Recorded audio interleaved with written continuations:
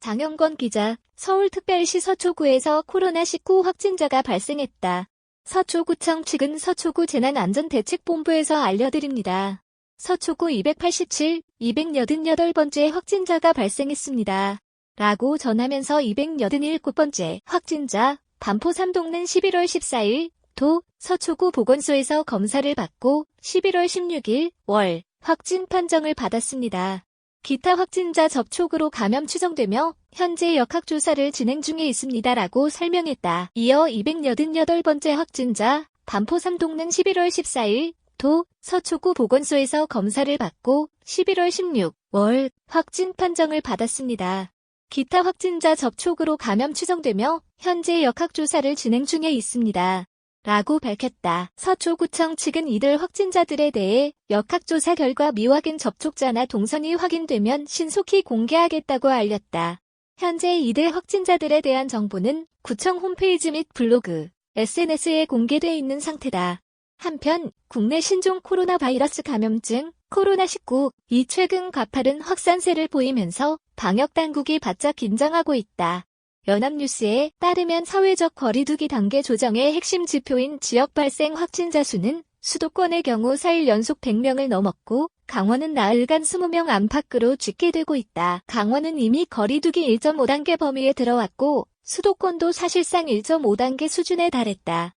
16일 중앙방역대책본부 방대본에 따르면 이날 0시 기준 신규 확진자는 223명으로 집계됐다. 누적 확진자는 28,769명이다.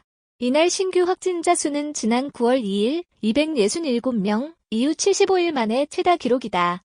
223명 가운데 지역 발생이 193명으로 대부분을 차지했다. 지역별로는 수도권이 128명으로 전체 지역 발생 확진자의 66.3%에 달했다. 방역당국이 거리두기 단계를 조정할 때 고려하는 주요 지표인 최근 일주일간 지역 발생 확진자 수를 살펴보면 수도권의 감염 확산세는 점점 뚜렷해지는 양상이다.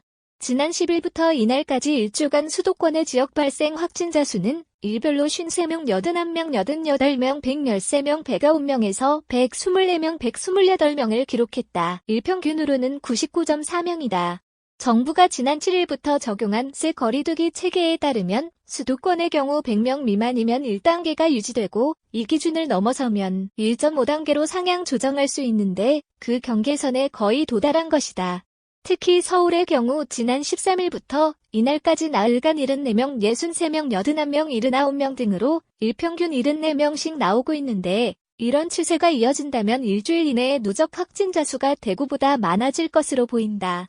이날 0시 기준 서울의 누적 확진자 수는 6,814명으로 대구 7,203명보다 389명 적다.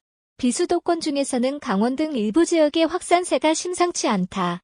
비수도권의 경우 권역별로 일주간 일평균 30명 미만, 강원, 제주는 10명 미만이면 1단계가 유지되지만 이 기준을 넘어서면 1.5단계로 올릴 수 있다.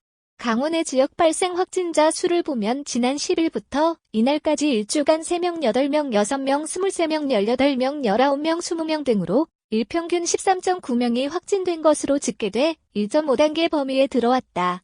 이 같은 통계로만 보면 수도권이나 강원 모두 거리두기를 1.5단계로 올려야 하지만 단계 격상이 사회, 경제에 미치는 영향이 큰 만큼 방역당국은 고심을 거듭하고 있다.